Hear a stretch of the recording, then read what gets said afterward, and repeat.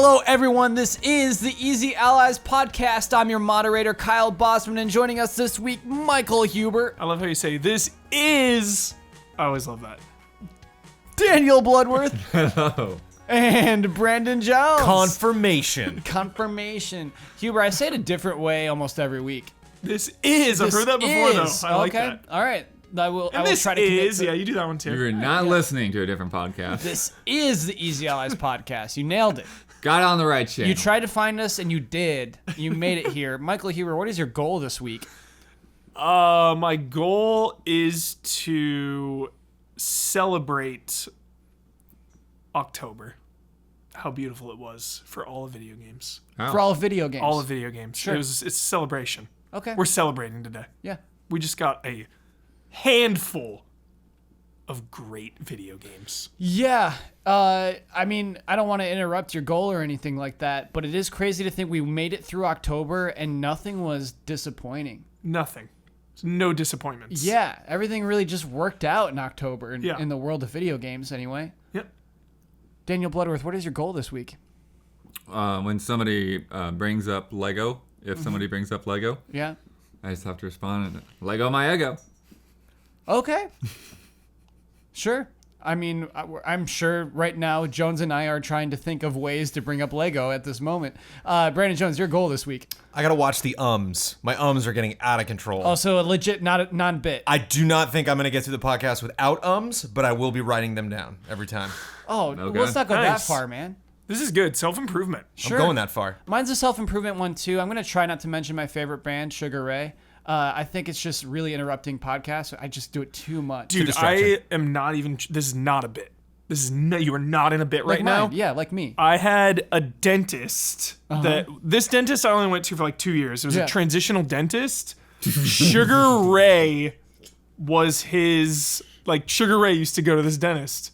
And the dentist had like 9 Sugar Ray signed posters all over the office. So Huber, you know I'm a huge Sugar Ray fan. I want to make sure that you mean the entire band and not just Mark McGrath. The entire band. Went to this one dentist. Oh, just Mark McGrath. Oh, okay. Yeah. Okay. A sugar ray would seem like the enemy Yeah. of the dentist. So now we're going to start corrections. Begin corrections music, please. This is my favorite kind of corrections. You know, last week I complained about some cranky corrections. Here's I love this one. Just wanted to throw out some info about Ghosts of Tsushima. The trailer referenced the year 1274, which is when the Mongols first invade Japan, and the island of Tsushima was the first landing spot for the invading army. And then, after this comment, in the comment section, there is a long historical conversation that is actually incredibly interesting. I loved it. I just Yeah. loved reading through this in our little YouTube comments. Positivity, education, Yes. and engaging conversation. It was PowerPoint cool. presentation on this. Yeah, it's cool. Mongol is a really, really good movie if people out there haven't seen it and they are interested in Genghis Khan. The movie Mongol, really good. It's recent, right? It's kind of old. There were supposed to be more of them. There's only one, but now I keep hearing rumors that they're finally gonna make a sequel. It's been a long time, but check it out. I learned that the Mongols never made it to mainland Japan because they got swamped by a typhoon on their way in. Divine winds, Jeez. which were called kamikaze, which is why which was then later adapted onto kamikaze pilots Crazy. because of those divine winds. I need to read this. Yeah, it's a cool thread. Yeah, cool I- thread. Reggie Fils-Aimé officially admitted that the GameCube controllers working on Switch was an unintentional side effect of the update allowing third-party controllers to work. So that's a correction. However, I want to stand by what I said. I'm gonna put my mouth where my money is.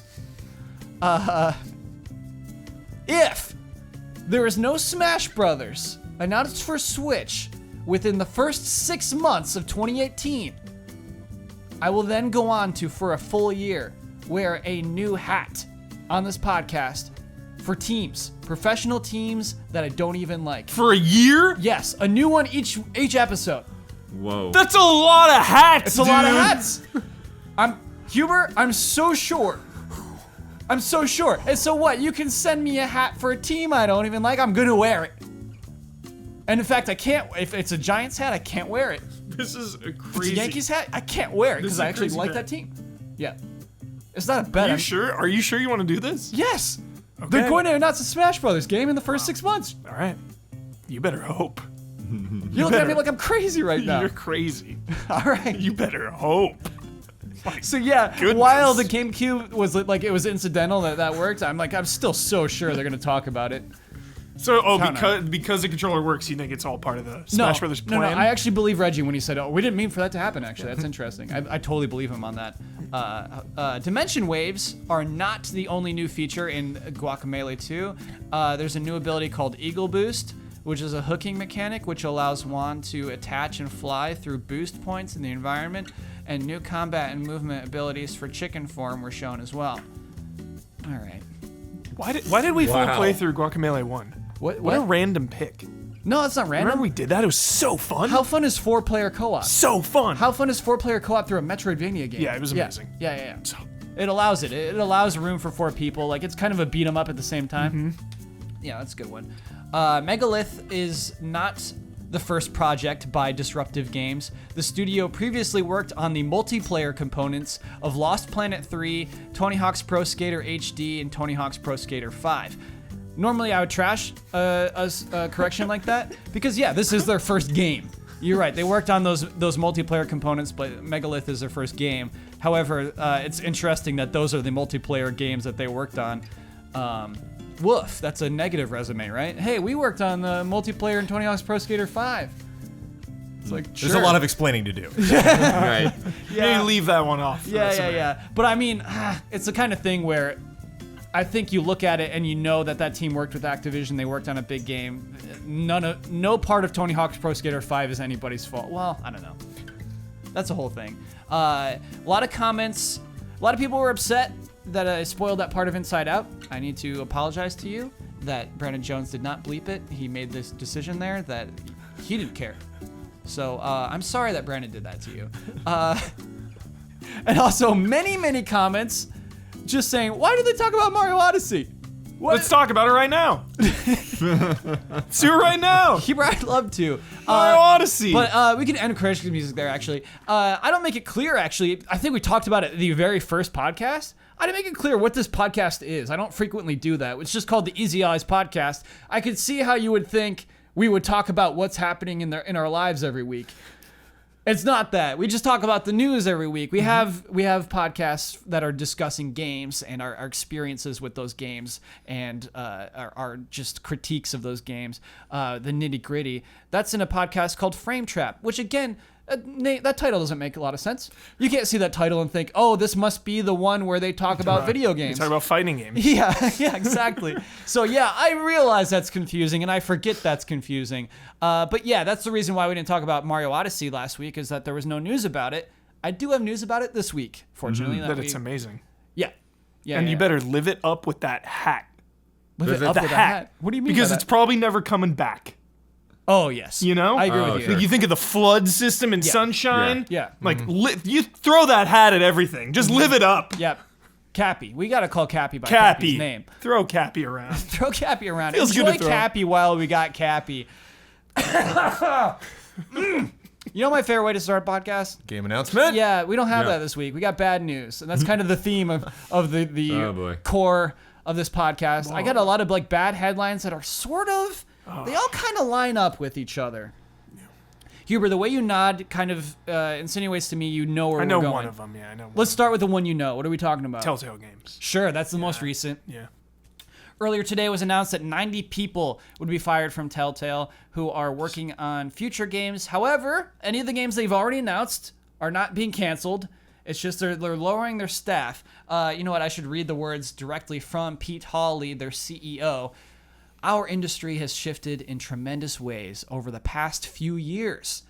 The realities of the environment we face moving forward demand we evolve as well, reorienting our organization with a focus on delivering fewer, better games with a smaller team. That was their announcement. Panel, does Telltale need to make fewer games that are higher quality? Yes. Yeah. Yeah.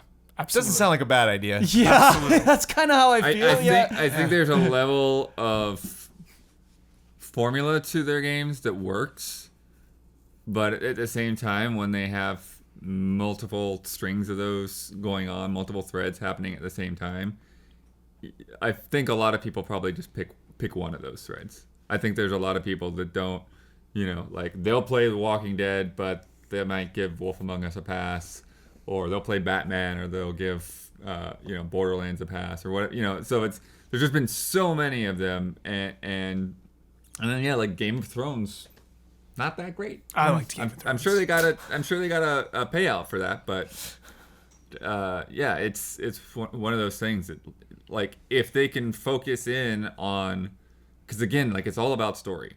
It's all hinges on the strength of that story, and if their writers are stretched too thin, or if they're like, they don't have the people like overseeing, whatever outside writers they hire to like really make sure it works in their format very well, then yeah, people aren't going to be talking about it. And those games, that episodic structure needs that word of mouth. It needs that buzz to like come back every episode so people stay tuned in.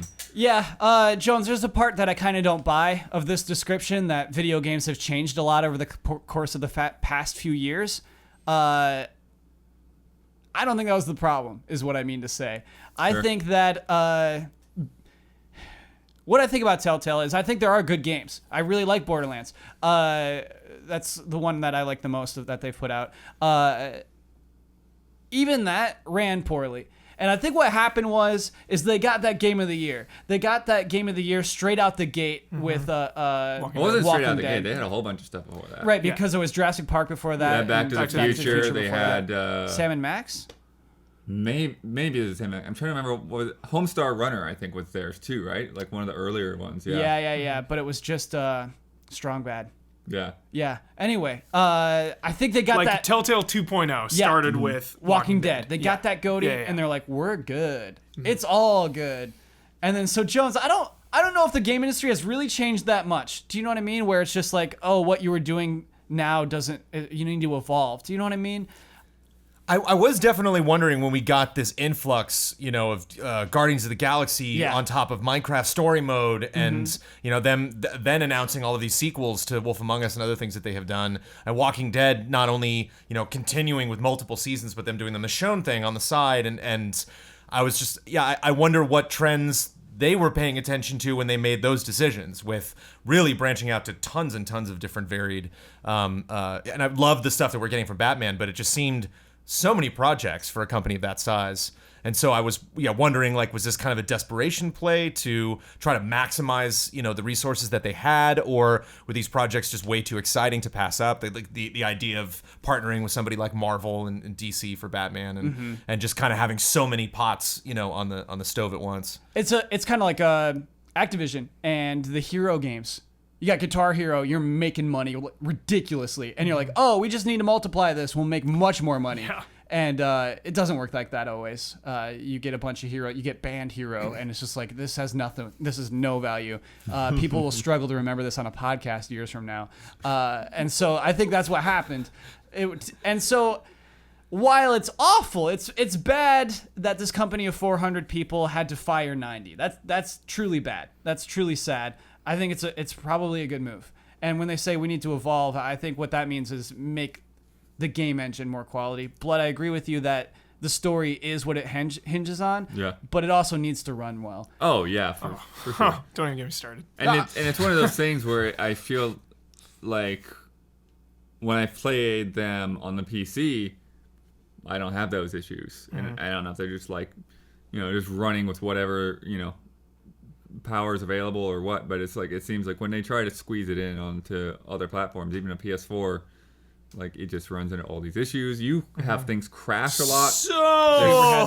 Save file issues are unacceptable in those kind of games. For Walking Dead, for Batman, it's just because you don't want to replay that. You don't want to play one of those episodes until you've gone through the arc, the whole thing. Yeah. Because you want to see that story play out based on the way your decisions are. Huber, Do you think, though, that they have to evolve? I want to call it a Telltale genre. I almost think that there's a very specific type of adventure game that they make. Yeah. Do you think that genre will have to be evolve, or do you think there's legs still left in what they are currently reproducing right now? I still think there's legs in what they're doing.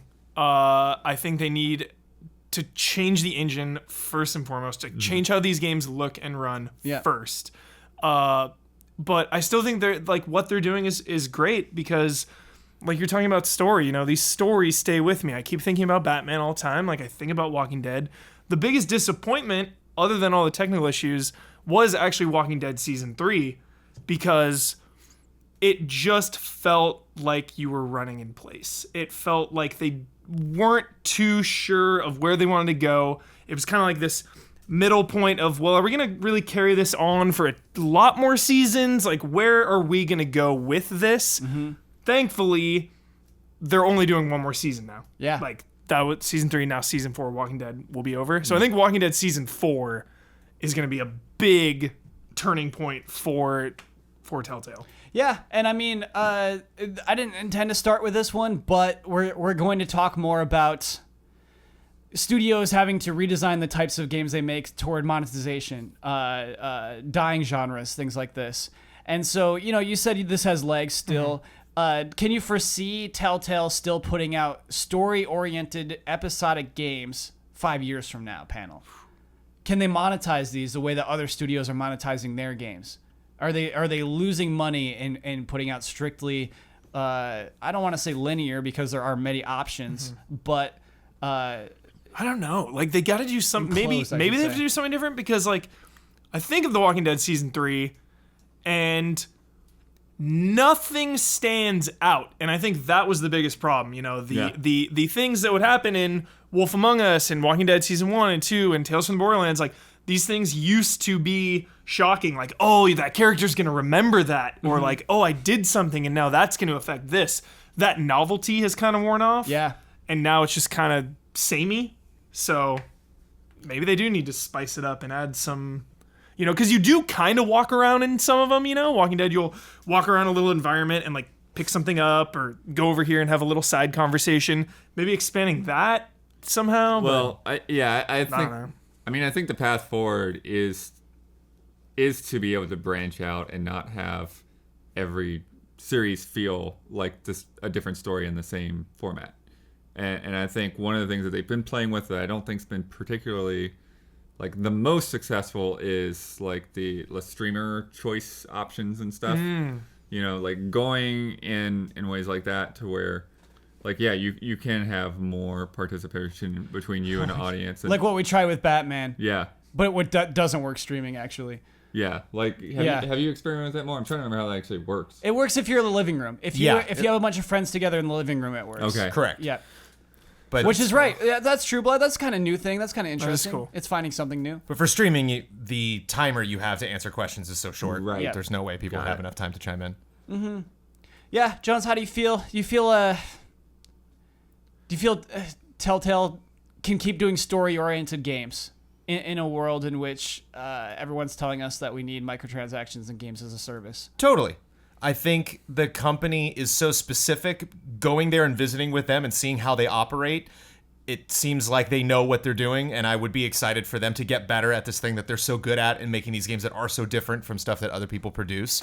I would be surprised if a company like that has this kind of well-oiled machine, this kind of factory setup to just pump as many of these out as possible, if they choose to focus more on isolated projects and not necessarily like cover everything possible. Yeah. I think a really inspiring thing for them to do moving forward, that's two of them, it's two us, would be to write their own story. But you used the word inspiring. I wanted you to remove an because you used a good word like inspiring. Sorry, repeat that? Write their own story. Oh, yes. Yeah. Stop with the licensing of everything. That doesn't mean that you can't do licensing. That doesn't mean it's not exciting that we want to see. Obviously, they got Wolf Among Us and more Walking Dead and more of this stuff coming.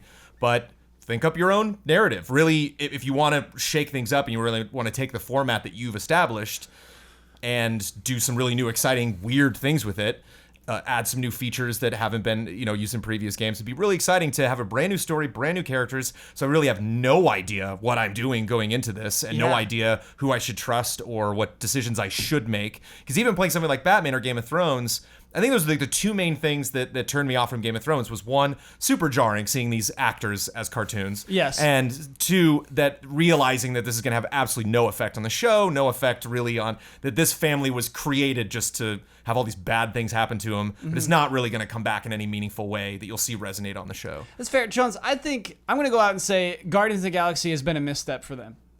I think they probably invested a lot of money in that partnership. I think they probably invested a lot of time in that partnership, and I think they're not seeing a return on it. And I almost think that's like one of the main factors of saying, hey, we should look at what we're doing right now. And so I think that was it. I think they were so excited to have a Marvel partnership, and they just don't have anything interesting to do with Guardians. I totally hear that. Let me, before we move on, pitch a real dumb idea to the panel. So I'm trying to think of a model. I'm trying to think of a model for Telltale. Wait, I know what game they're gonna do next. What are they gonna do next? My hunch. What? Stranger Things. It's coming. Telltale. So Hubert, Draft it. you're kind of like you're on the same page with me with a model. Yeah. I'm thinking of like Netflix original series. I'm thinking of like Hulu, and I'm thinking about like I pay for Hulu monthly. I wonder if Telltale could say, pay us monthly. We'll give you whatever we're putting out that month. So we're having these seasons, and so you're a Telltale fan, and so you love Telltale games. You love the games they have, like you love what Hulu puts up, or you love what Netflix puts up. I wonder if they could be their own network. That is It doesn't seem crazy. doesn't seem to fly with the idea of them doing fewer games, though. Right? Not at all. Yeah. Yeah. You're onto something there, though. That's pretty interesting. I think too, one of the criticisms that people have fairly or unfairly levied at them is that they don't feel like making choices in Telltale games really makes that big of a difference in the end. Sure. And I think, like what we saw with the latest trailer for Detroit, and like all of the different splintering outcomes in the flowchart of that game. I think that's something where you could invest some more time to explore and to have narrative paths that are widely different and do get people to talk about each other's decisions and replay the game, because I've never really been compelled to replay the game. Oh, never. It's like, I was like, oh, I made my decisions, that's cool. Yeah. You're making me live with them. Yeah. That's why they do it. I mean, choices are expensive. It's expensive to make several different games for several different people who do several different But it's things. such a cool concept. That's what I love, like Walking Dead. I'm going through this and I've got my save, It's just, it's so cool. It's so unique. But yeah, it definitely hit its end point, I should say. They got to shake it up. Yes. Telltale games will continue. There are 3 games they've promised. Let's see if I can do them. Last season of Walking Dead. Yes. Wolf Among Us. Yes. And one other game was coming up. They announced it at that press event that they had by themselves. I cannot remember what it is. Ugh. Oh, well. New season. It's not something new. It is. It's a new season of something. Was it Batman or no? It was Batman. It was Batman, yeah. You're right. Okay. That's the one that's actually happening right now. Yeah. There's been 2 episodes. Thanks, Blood. Yep. It was Batman. Okay. More bad news. Telltale gets to continue is the thing. Here's some games that will not continue, or some studios that will not continue. Perfect World is a publisher. That's also the name of the MMO, right? It's called Perfect World? No, that's called Otherworld. I'm stupid. Anyway, Perfect World is a publisher. Shut down 2 studios it owns. Runic Games, who does Hob, who just put a Hob, and Torchlight 1 and 2. Yeah. And Motiga, who made Gigantic. That studio's been shut down, but Gigantic, the game, will continue. Yeah, I think similarly with Runic, like they're gonna have some kind of behind the scenes, keeping the things running for the game. Sorry? I think with Runic, it's kind of the same thing where like behind the scenes, there's gonna be the games aren't gonna stop functioning. Well, I mean, the implication was, those games aren't online. You know what I mean? The implication was Runic's gone. Runic's shut down, whereas Motiga, they'll keep some people alive to keep, because Gigantic's kind of MOBA-esque. It's kind of, Definitely. like a hero shooter. Let me give you something from their press release. The staff reduction at Motiga and the closure of Runic Games Seattle were unrelated. Perfect World Entertainment stands committed to delivering the best massively multiplayer online gameplay experiences to our players. I think that's where I got it mixed up with Another World. Is it called Another World? What's the one? Shadow Secret World? Secret World. Thank you. Good Lord, Kyle. Sorry. No, thank you. So it's those two sentences next to each other are hilarious. They're unrelated. We shut those things down on like a day apart. Don't panic. Unrelated, unpanic. By the way, we're committed to doing MMOs. It's like, wait, hold on. Yeah, what? They're clearly related. They're clearly related. So Runic Games, cool studio. Hob is a game I've really enjoyed this year. It's a small game, hard to sell. You look at it and you're like, oh, okay. You know what I mean? I don't think I could convince. I don't think it was being sold that much, though. Yes. Yeah. I'd agree with you, Like, bud. I think, we just got like a random, like almost personal email from the team. It had a. It's like, hey, if you guys want to check out our game, here's a free copy of Torchlight 2. Like, it was kind of strange. Like, I think that the Perfect World was like already ready to put the hammer down, and they just kind of let them finish the game. It had one of the big squares on PSN. It just now, really right, when it feels came like out? that. Like, Like when you go to the store. Yeah, I got a and big there's square. like the big squares and the small ones. Hob had a big one. I think you pay for the big squares. Oh, you gotta I think pay you for pay that. up. Sure, but Yeah. I mean, I wouldn't know about that game if I hadn't got that email. Yeah. I really wouldn't. I think I saw it because I just, look at every trailer on the store every week. Played it at PAX. You played that at PAX? Played Hob. Played the demo. I didn't know you played Hob. I felt bad. It was kind of hard to discern the quality of the game because I watched people play the same demo I was about to play like 5 times before I played it. Oh, yeah. And so I knew all the puzzles. I knew where to go. And so I was mostly just taking in the environment. Yeah, that's the enjoyment of it to me, is just to see the environment just chunk apart and just transform and things like that. It's a very cool game.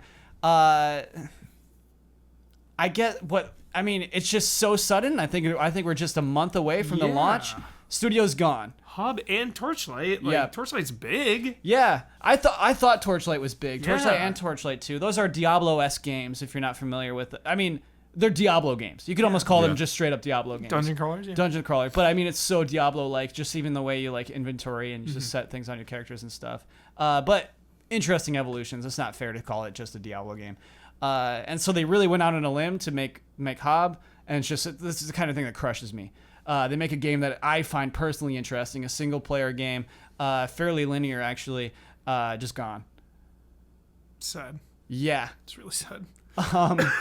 Bringing me down with all this news, Kyle. That's what I'm saying. The theme of this episode is bad news. Jeez. Yeah. I know, dude. But I mean, I think it's kind of worth talking about.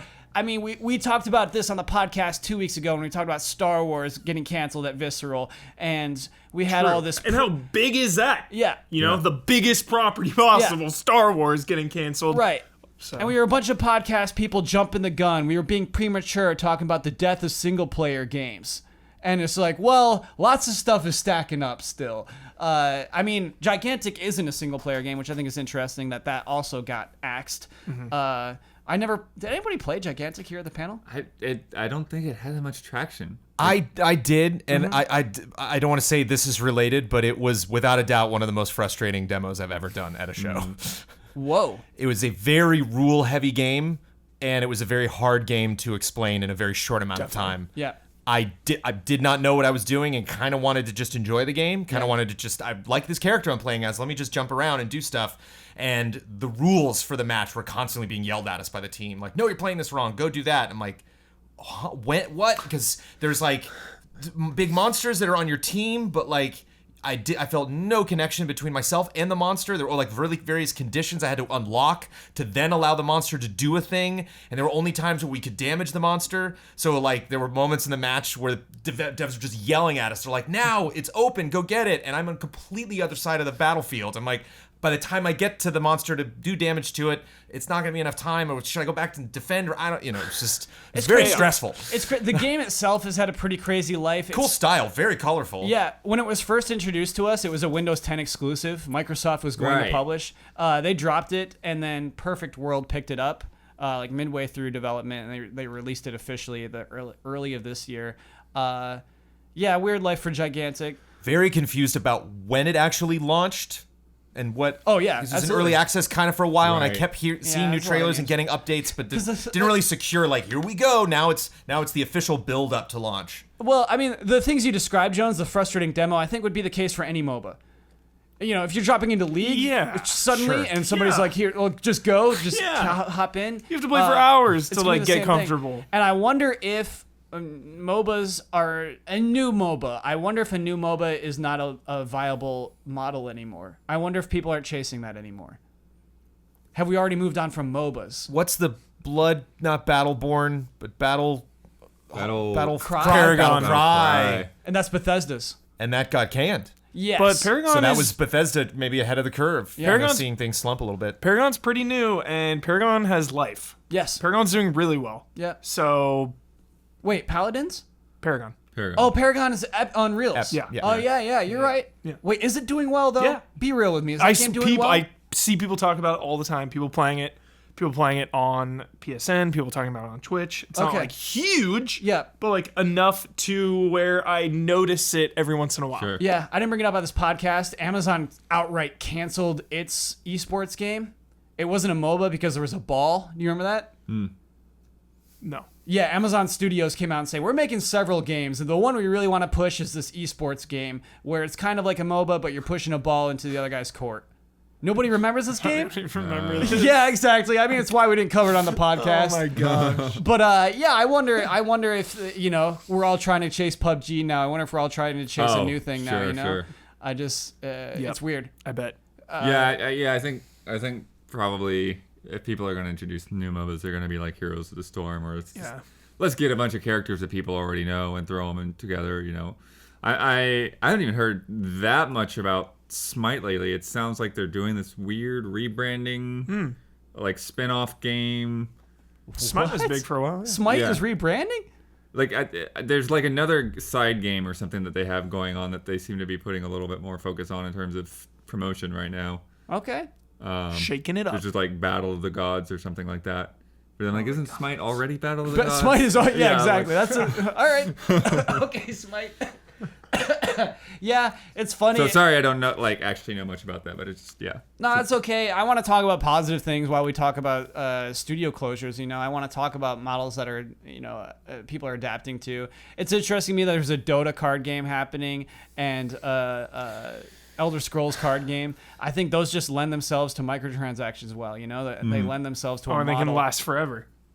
The card games? Hearthstone, dude, set it and forget it, man. Showtime Rotisserie Barbecue. But they don't. They're Hearthstone. redesigning Hearthstone Wait, I'm sorry. constantly. What is the words you're telling me? What is Showtime Rotisserie Barbecue? Set it and forget it. Is that a thing? That's a product I can get at a grocery store? I know Hearthstone's like always introducing new cards and like new heroes and stuff, but Kobolds and Catacombs. Kobolds and obviously, of course. But I'm saying you can release these things and then let it sit for months at a time and just collect your check. And then every couple months, make a couple new cards. Oh, myself as a publisher can do Yes, this. Okay, yes. I see I what you're kind saying. of don't think Yeah. that's how that works. No, I think that's how That's how exactly it works. how it You just put out a bunch of cards Yeah. and money comes in. cards, you get the loot boxes. Yeah, that's a little unfair. I'm pretty Tavern sure they have brawls, how to dare tweak you. that game on a hourly basis. No, obviously not that simple, but like card games specifically, you have the foundation, and then every couple months, you inject a little more. But I imagine business model, every time you inject a little more in, you get a good return. Yeah. So I haven't been in Gwent forever, and I know that game is completely different than whenever Oh. I played it last year. Blood, that's a good one to stack onto that. Yeah, that's another game that's just like out there. Making Getting money good. from And we're still waiting It's for been getting good all 1.0 year. with the adventure mode and everything. Still, yeah. Yeah. they've been doing a lot on Gwent actually the last couple months. And it's ton not of it's stuff. not 1.0. It's not launched yet. No. Cool. Very soon. Yeah. A game to be. One last thing I want to talk about before we move on from that in particular. Hob is a game I like a lot, but I want to ask the panel a personal question. We know now if you buy Hob, the developers are getting $0. So is it weird? Is it weird to buy the game now? Do you know what I mean? Is it? Who gets the money? Where's it going? I mean, Perfect World still exists. Sure. Okay. So it'd go to those people who just shut down the studio. Cool. Is it weird to do that? Is it because I guess if I were the creator, I'd still want people to go and play the game at least. Yeah. You know, They put their hard time into it. yeah. Heck yeah. Okay. Yeah, it's a cool game. I mean, honestly, I don't know. In most cases, whether the developer would get the money anyways from your sale. No, you're right. They don't. They don't got at paid all. up front. But I mean, I guess it like They makes the get paid developer a bonus stronger. when it comes out or whatever, and then it's kind of a done deal after that. Yeah, and I guess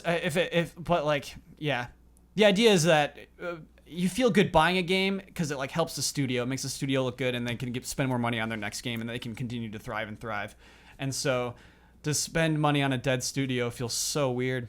And those people are going to try to get jobs now at Yeah. some other place. And so to go into those companies and say, oh, I worked on Hob, people are streaming that right now still, or people are playing that and people are still talking about it. Good call, And the Jones. reviews might be late or something as people hadn't heard about it until this unfortunate news. Yeah. And so any support is always good support because word of mouth helps. One last thing I want to talk about actually as we transition into our final bad news story.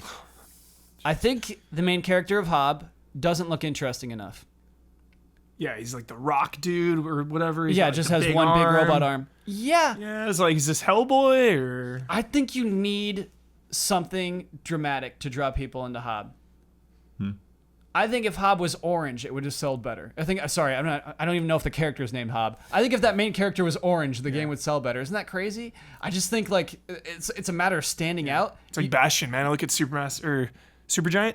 Yeah. Yeah, look at Supergiant and like Bastion or Transistor. Yeah. Like you just see that character, and you're in. Yeah. You think of the big box in the PlayStation store. Mm-hmm. You gotta shout at people. I feel like, and no, because Bastion doesn't shout, Transistor doesn't shout. You just have to be, I guess, evocative. You gotta show something that creates an emotional impact. Transistor I think with the sword. Biomutant's a project that I was attracted to because of its protagonist. Yeah. So, Yeah. Biomutant. Another good example for a dead developer or whatever. You're gonna be picking up the LA Noire remaster. Team Bondi is Yeah. long gone. Yeah. Long gone. Enough bad news. Okay, This is all too much. It's a good example. Wait, it's What? if Wait, what? if LA Noire somehow did insanely well, could Whore of the Orient ever come out No. or LA Noire 2? Well, I think LA Noire 2 could, but it wouldn't be Team Bondi. Like those Yeah. people, it's just like when a game studio shuts down, everybody finds jobs. They're and likely they're- not to use the face tech, so Yeah. very Right. unlikely. Who's making Metroid Prime 4? You know, that's weird. Okay, anyway. Yeah, nobody knows. Final bad news story. Last week, Housemarque game studio made. I'm upset. I think. Would you say they're most popular for Super Stardust HD? Was that their biggest hit? That's definitely one of the most well known. Resogun? Resogun was a launch game, so they got a lot of hits. Dead Nation, I think, is pretty Dead popular. Nation. Those games. And then the ones after have not done as well. And I think like this year, like Matterfall and Next Machina. We'll get Next there. Machina. We'll get there. That studio. Finished that very both those. studio. You finished both of those? Both of them. Ooh, I'm excited to get into Amazing. this. Which one do you like more? Next Machina. It's Okay. amazing. All right. It's amazing. Housemarque made a blog post proclaiming arcade is dead. You know, Jones, I've been doing a lot of reading. Maybe we should have you do this. From their CEO. That's a Danish name, and I always do poorly with those too. Maybe you can try to take a stab at his name. Ilari Kutinen. Okay. Now it's time to move on to new genres. Lackluster sales of Nex Machina have led us to the thinking that it is time to bring our long-standing commitment to the arcade genre to an end. While this genre will always hold a special place in our hearts, the industry is moving more toward multiplayer experiences with strong, robust communities, and it's time for Housemarque to move forward with the industry. Hence, Nex Machina and Matterfall will be the last of their kind coming out of our studio.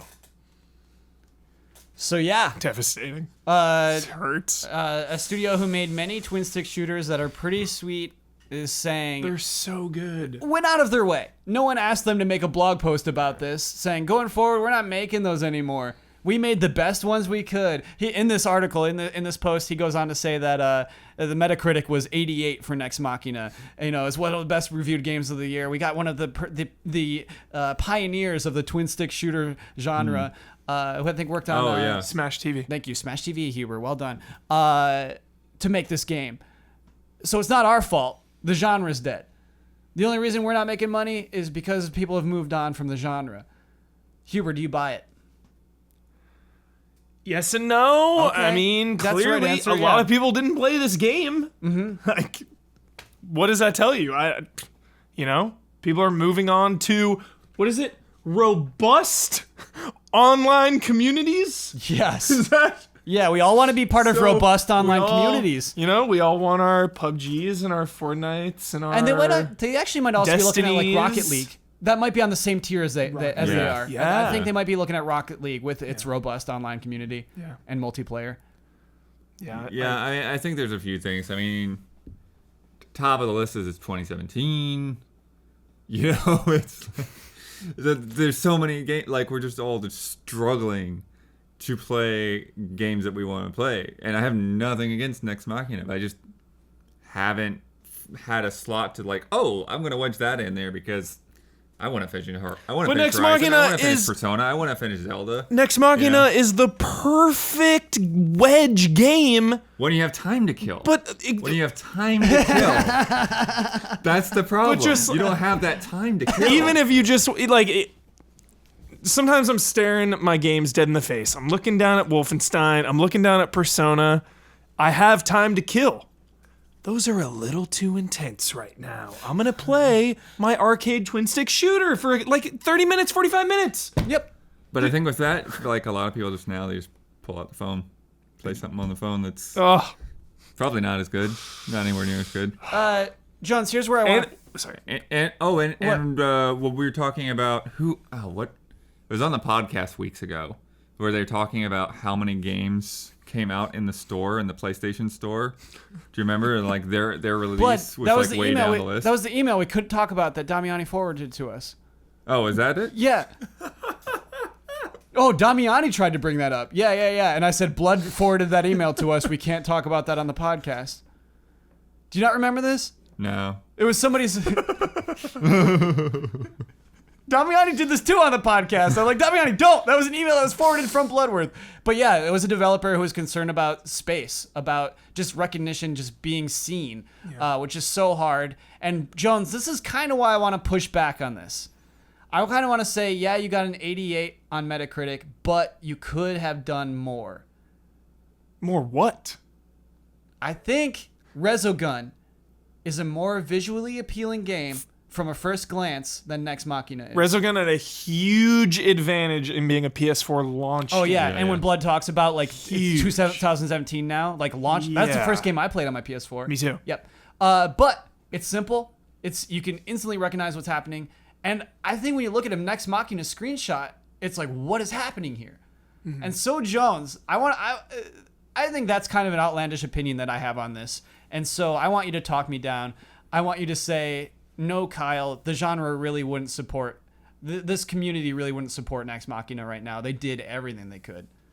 I think I can't speak to the quality of Nex Machina. I remember I played it at PSX, or I think I played it at PAX. PSX. They had a huge presence at for PSX. a hot second, and really enjoyed it, and thought it was the way the environment was switching around, the pace Moving of around the everything. cube, basically. You change planes. It was it's like a new level as you just move to a new part of the cube, which looks really cool. Yes. very interesting to constantly be shaking stuff like that up. Yeah.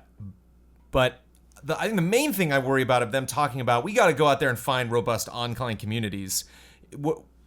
I don't think you just go out and then just make a community. What you're talking about is pulling a community from another game to support your game. And I think maybe that's also dangerous to think of in this environment. With a lot of these, with Anthem, and now Star Wars is maybe going to go in that direction, and a lot of these companies trying to create another Destiny. Are there that many players? Are there that many these large communities that can be playing so many different games at the same time? I don't know. I think we might have kind of capped out on what these big games, Overwatch and Destiny and stuff like that, are capable of sustaining. I think they still want Huber's half hour. I think their next game will still be kind of arcadey. Will still be just shooting out a bunch of bullets. I think they'll just have a huge online implementation. That's my guess. I don't expect them to do anything Destiny-like. Do you know what I mean, Jones? I don't think they want you to commit to their new games.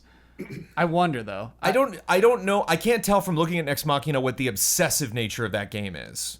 Why I would possibly rush to tell another person about it, or really constantly be playing it day after day and week after week to try to get a high score, I guess? Is that like kind of the main thing? What socially am I sharing about Nex Machina? Leaderboards, that's it. Yeah. There's got to be something else. It's tricky for that genre. I don't know what that would be. Yeah, I think Nex Machina could use stronger iconography. You know what I mean? It could use a character. And I think back to arcade cabinets, honestly. The side of the cabinet. The side of the cabinet sells a game. Yeah. Your art, your logo, your titles sell games. And I think we almost lose things like that. We lose, as scummy as it is, thinking of marketing first. Thinking of what is an appealing character that we could sell on the side of an arcade cabinet, and how do we implement that into a game. It's almost there. And with Nex Machina, I don't know what it gets attached to. I don't know what the main character is. And what is that, the twin stick shooter they announced just at Paris Games Week? The Hong Kong Massacre. Massacre. Well done, Jones. Yeah. And that, I think, is essentially going to play in some ways similar to a Housemarque game. And it's got a hook. I haven't seen this game, but it sounds sick. I think you dig it, and it actually has a strong visual style. It really, really does. Yeah, I just. So that's the thing. I think if you're going around creating things that look like Geometry Wars in 2017, it's funny you're gonna because have a harder time. Yes, true. Matterfall actually has a protagonist and has like story a little bit. Like, aliens came and we got it. And that's the one published by Sony, by the way. Yeah. So you're like this female warrior. Matter something. There's like a name for what she is. Yeah. And it was super unnecessary, but it did add a little bit of context to everything, which I liked. But like her design, I guess, or her suit didn't grab me. You know, it wasn't enough to sell Matterfall. And Matterfall was the worst game than Nex Machina, but I think it is important to have like a character, a hook. Yeah, because I feel bad. Because Housemarque makes good games. They made good games, and they will make good games going forward. And so, yeah, I don't want to like trash on them as like, oh, it's your fault. You know what I mean? Because obviously it is. It's hard to battle out there. It's hard to get attention. I just do feel like there could have been, you know, I also, at the same time, despite them being one of the best developers at doing this, I don't like them coming out and saying arcade is dead. It's like, you don't get to say that. You don't get to do that. But I don't, like, it makes me sad, dude. It makes me question everything. Like, what more could they have done? They came out with this critically acclaimed, amazing retro style 2D or 3D twin stick shooter. What more can you do? Like, do people just not want this game? Nobody cares about it. Nobody played it. It's just gotta be different. It's just got to stand out immediately. It's interesting you brought up Rocket League, because now I think about Rocket League, a game I love and have played and really enjoyed it, but a game I probably won't go back to, you know, just casually, just in my spare time. Like, I would need a reason, or a Rocket League 2 or some cool expansion that was a part of a property I really liked, or a tournament we had at Easy Allies or something. Same thing with Nex Machina, not a game I'm probably going to spend time playing. But if I boot up Twitter and I see somebody saying, this is the best Rocket League goal I've ever seen, I'm probably going to watch that video. If it's like 10 seconds long, it's a good video, and it's I'm probably so going to fun watch that video, those. and I'm probably going to dig it and understand what's happening and be like, whoa, that was a really good play. Yeah. This was my top score, and Nex Machina is not going to draw me. I'm not going to watch that video. Yeah. And so what is that, again, what is that thing that you're sharing? What is that thing that they're you're showcasing? Not only just, man, this is a quality game, but this one moment in it really stood out. Yeah. And I think represents why you should stop what you're doing and But get what into if this game instead. What if I just like sitting in the dark battling like robot skeletons in Nex Machina, and I don't need to share anything? I just want to play this game and enjoy it. Yeah. Well, I mean, I think the other thing too is, like, if you want to keep that comparison going, Rocket League, there's not another game that's like Rocket League. You know, like, if there's some imitator that somebody's come out with, people are just going to know, like, oh, they're just trying to copy Rocket League. Yeah. Whereas I think with a lot of Housemarque's games, there are a lot of twin stick shooters out there. There are lots of indie developers that, like, or hey, let's make a twin stick shooter. People that, like, want to make their first game ever. Let's make a twin stick shooter. It'll be easy. We'll figure it out. So I think one of the issues is is there are a lot of cheaper versions of what they do. And you can spend, $2 to $5, get one of those. Well, it may be as good, but it will scratch the itch compared to the price of their games. I hear you, bud. Yeah. And that was mentioned in this broader too. Is they spend a lot of money on their games to get them to look as good as they do and play as good as they do. God, you love the way the Resogun, the way everything breaks apart. Yeah. Oh my gosh, Next Machina, the way things just shattered. And it's like it's more constant. Yeah. And Resogun is kind of the reward for beating a level, and Next Machina is like constantly happening. Do y'all hear that? Oh. Oh, it sounds like it's podcast halftime. The following are the official sponsors of Easy Allies for the month of November. JoJo Dent Co., your friendly automotive dent repair expert. If you are currently an Easy A patron and are in the Denver metropolitan area, tweet @FastMower if you would like to have your minor door dings repaired, free of charge. Scorn, an atmospheric horror adventure developed by Ebb Software, set in a nightmarish universe of odd forms and somber tapestry. Go to scorn-game.com for more information or check them out on Kickstarter. Jigarbov Productions. In order to claim this as a business expense, Jigarbov figures he should actually advertise at least once to justify the expense. So, open Minecraft with your phone or Xbox One. Go on to the Minecraft Marketplace, get some of those delicious Minecraft coins, and download everything made by Jigarbov Productions so he can keep being a podcast sponsor and not go homeless. The homeless part was a joke. He's obviously doing okay enough to sponsor this podcast as well as pay rent, but for real though, every download counts. El Fanis. Hoeg Law business law firm. Whether you're starting a business at level 1, stuck fighting the dreaded fundraising boss, or finally cashing out with a well-earned high score, you need a good business lawyer at your side. Rick Hoeg started Hoeg Law to bring more than a decade of experience to companies like yours and is proud to support the Allies. Check him out at www.hoeglaw.com. Mango. iKeyless. Since 2002, iKeyless has specialized in replacement automotive keys and remotes. They can save you up to 75% off of dealership prices. Visit their updated website at iKeyless.com and use promo code EZA at checkout for free shipping and an additional 17% off of your order. All of these links are available in the description. Thank you to our sponsors. Worth noting, we have a new sponsor that we have not directly contacted for the month of November.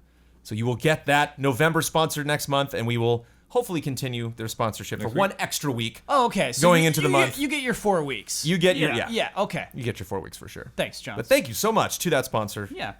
More updates on that next week. So as I kind of set up the podcast, Easy Allies podcast, about like talking about news and things like that. It's just bad vibes. Bad vibes. We're going long. We're deep into the podcast at this point. Almost midnight. Yeah, almost midnight, and we've only just done podcast halftime. But I like talking about this stuff. I like hashing out. I like having these discussions. Sometimes we need help with these discussions. Sometimes we need to turn to an expert. Previously, we called this segment Better Call Hoeg. Look, that's just stealing Better Call Saul. I don't like to... It's not even like cute. It's not even like, Hoeg doesn't sound like Saul. I mean, it's like not even close really.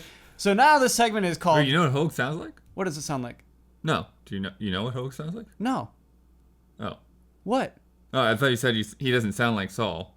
No, I mean the word Hoeg doesn't sound like Saul. Rogue. Thank you, Jones. Rogue Hoeg. I want to work... No, don't do this. Yes, I'm doing it now. I want to work on a Saul impression. It's such a particular voice. Yeah. A little sick right now. That's it. That was close. All right, my goal for next podcast is to debut my Saul impression. Sorry, Huber, you won't be there. Help us out, Hoeg. So here's the interesting thing. So Rick Hoeg, who is a sponsor of this podcast, has interesting opinions on things, and it ties in well to what we're talking about this week. Rick posits that it's almost an obligation of some companies to make games that will make the most amount of money? And it's a really interesting debate. It's a really interesting thing to think about. He sent me a long description, a long article about kind of what this means from a legal standpoint, which Jones will read, and I'd like to discuss this. It's a really interesting perspective on all this. So Jones, take this away. Help us out, Hoeg. The easiest way to think about fiduciary duty Fiduciary duty, that's the word I was trying to chase. That's too hard. is to understand what a corporation is in the eyes of the law, namely a collection of money or other assets contributed by a large group, investors, but controlled by a small one, directors, officers. That larger investor group has contributed their money on the understanding that the company will put it to its best use to increase the overall value of the corporation. Example, to profit. Yeah. Doing whatever it is the corporation was formed to do. Because the investor group can't directly control the actions of the corporation, the law requires that the corporation's directors and officers always be exercising reasonable care to keep moving the corporation in the direction that the investor group intended when they put their money in, towards maximizing profitability. That is the board and officers' primary fiduciary duty. In other words, the duty of those in charge of a corporation to act as fiduciaries, trustees, of the funds that have been entrusted to their care. They are the guardians of the bank vault, and they can't simply waste that which they have been entrusted to protect. Note that in the past few years, various states have begun to grant corporations and LLCs the right to be formed with goals in mind, other than maximizing shareholder profitability. In such benefit corporations, other corporate goals can be pursued by the board and officers, including charitable and educational ends. No video game company that I am aware of is formed as a benefit corporation. All right, we can pause there for a sec. I realized how I'm going to remember fiduciary just because of that fun word in the middle. Michael Huber. Mm-hmm. So do you think Housemarque, is doing its fiduciary duty in saying, hey, it's our responsibility as a company, as people, we have employees, we got to keep everyone here, we got to make as much money as possible. Is it? You kind of think it's their duty to make different games? Yeah, depending on, I don't know the exact sales numbers, but clearly Nex Machina and Matterfall did not do well. Yeah. So they have to do something else. And it's not just something else, it's like a different kind of game. Yeah. And I think we're going to get there with Hoeg in that there are games out there that are making so much money, it's kind of your responsibility to make that kind of game. And that's the crazy thing I didn't think about, is people decision-making from way up high saying we need to maximize profits and this is the way to do it. It's just annoying because when mobile games were big, everyone's like, let's make mobile games. And then MOBAs were big, and let's make MOBAs. Now it's loot boxes and royales. Everyone's like, let's do that. Jones, we should continue. So, the board and officers of a corporation always need to be considering if the actions they are taking with the corporation and its assets are in the best interest of the corporation's stockholders. What we are starting to see now in the video game industry are statistics, reports, and financial statements that show such high level of GAAP profitability over and above that Games realized as a by service. traditional single-player content. Sorry? Games as a service. Games as a service. That they suggest that every board of every video game company needs to at least consider whether the assets they hold wouldn't be better spent on pursuing games as a service solutions. For a board of directors to ignore this data would be to violate their duty to exercise reasonable care. Isn't that ridiculous that this is almost like from a legal standpoint, EA, you have to cancel Star Wars? Isn't that crazy? That is crazy. Now, there are plenty of reasons for a company to determine that pursuing single player is just fine. Mm-hmm. If you're Nintendo, you have the best single player developers in the world, so a one-time hit of Mario money may well be better than trying to build Mushroom Kingdom Live with expertise you don't have. If you are Naughty Dog, your shareholder is Sony, whose own shareholders understand both 1, that video games are just one piece of a much larger corporate puzzle, and 2, that single-player exclusives may well be a justifiable loss leader to enhance console sales.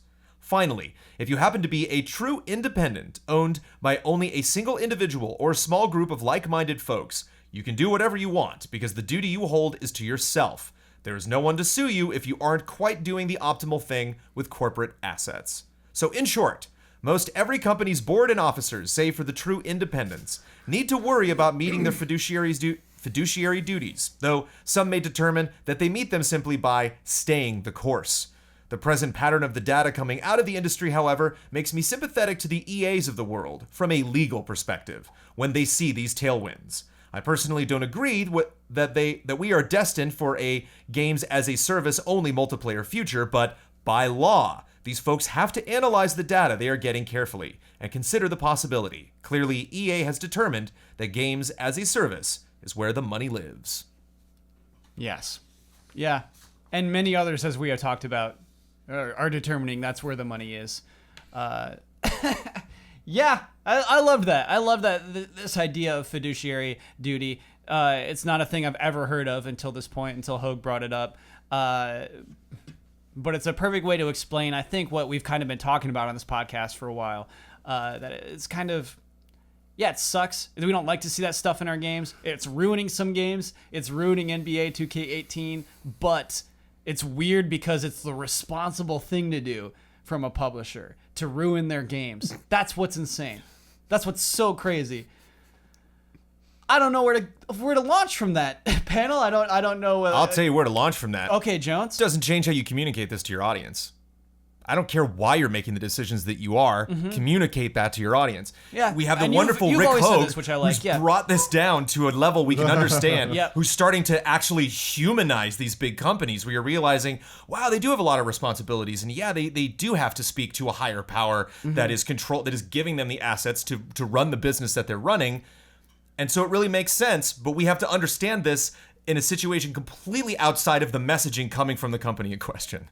And so when I have a general understanding of how this business should run, how these tough decisions are made, and then see a company making announcements like everything is fine, we're not desperate, we're not chasing things around this industry. We knew we were going to make this decision years ago. No, you didn't. You clearly didn't. Yeah. And so I just want a little more of that openness, a little more of that fallibility with these companies, for them realizing this is tough. It's tough to keep a business afloat that's this huge, we're juggling this many, we're dealing with properties as scary and massive and intimidating as Star Wars.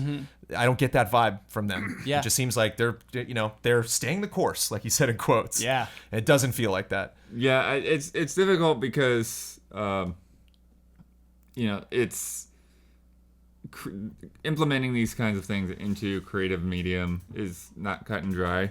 It could be very easy for somebody that doesn't understand film on paper to say, hey, like, if we get the actors to like just pitch about peanut butter in the middle of the movie, we can get that peanut butter money, but it wouldn't work. Like, audiences would just be like, no, this is stupid. Why would we watch something like this? It just starts advertising in the middle of the movie. And I think like a lot of the loot boxes is kind of that thing, but it's strange in video games because in some games it works and it makes perfect sense. Like a Hearthstone, like that's how playing cards work. Yeah. Like that's just the business model that playing cards have had going for however many decades. And so you put that into a video game, it works, it makes sense. But then, you take that and you throw it into something like Forza, and it's like you just destroyed the whole way that like your progression system works. And it doesn't really do anything that beneficial in the end.